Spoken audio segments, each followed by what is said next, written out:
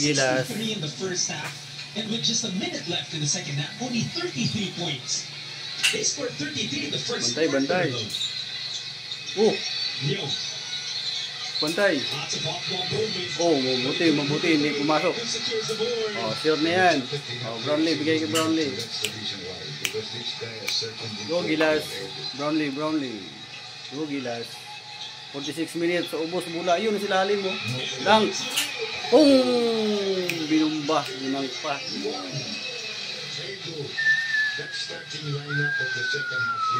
Ido. You know. Sinalampak ni Ido. Siya pa.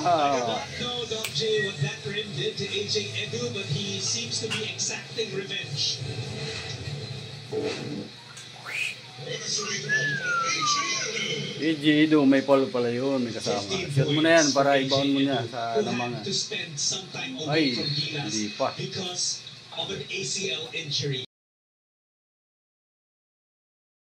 Wala nang oras guys. Wala nang oras guys. Congrats na sa Gilas, Pilipinas. And that's going to send a good free throw shooter. Well, it wasn't the best of outings for Newsom and also RG. But remember that he's a defensive weapon for Coach Tim. Yeah. He knew everyone was waiting for him to miss. Yeah. You're not perfect. You're human. Sure na yan. Wala. Wala.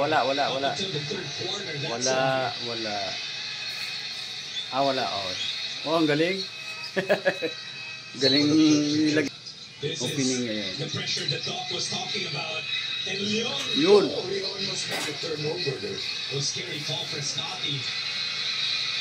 Ubusin na oras. Huwag na madali.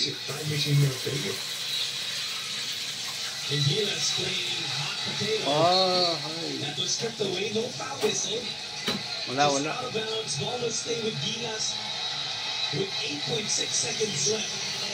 Panalo na yan.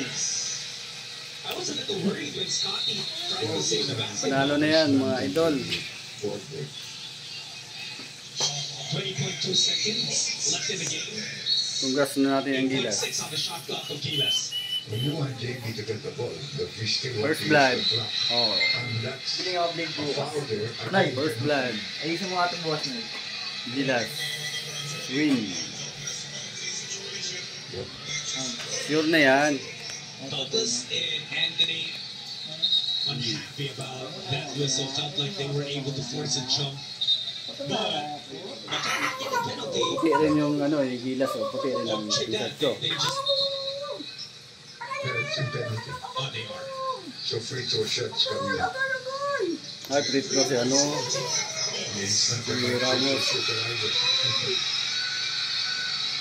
Ay, wala.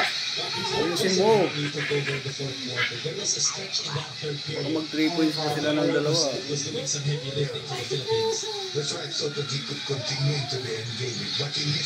Wala pa rin. Hindi na napapansin yung sound nila. Sayang. Mabuti. Hindi pumasok.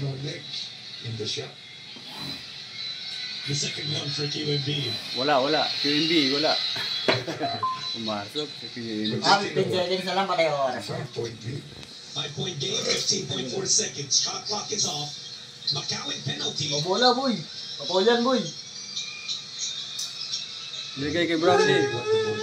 Uy, 25 seconds. Tawid bola. Cross it now. Oh. 20 ball pa? 8-second violation. Seconds. Yeah, but there are only 6.3 seconds left. Grabe naman 8 seconds na yun. Hawak bola. Pag mag-tres yan ako. And they don't have the time to get 2 possessions, I think. Sana lang. Because they have to throw in there at half court then. Tingnan mo natin.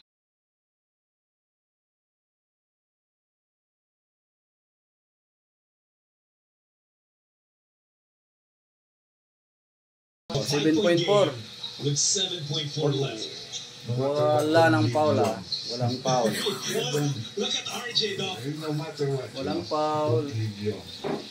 In Filipino, we call it inaasawa na ni RJ Abarrientos. Ito si Jenning Leong. You don't even help out, you know. You don't worry about the other players and their defensive assignments. You just stay home.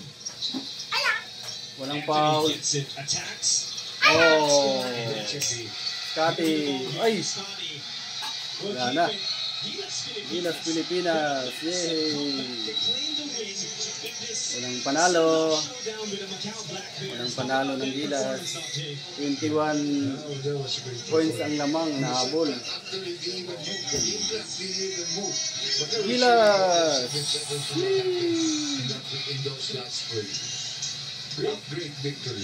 Aside from the win, Doc, just what Gilas had to do Yan. to get the Sabi win. niya, kukunin kita ng ano. Struggle. We saw Import. Macau shoot the lights out Sabi ni from Tim the Con. fell behind by 21, but we showed that grit, that Filipino Congrats, fight. Gilas.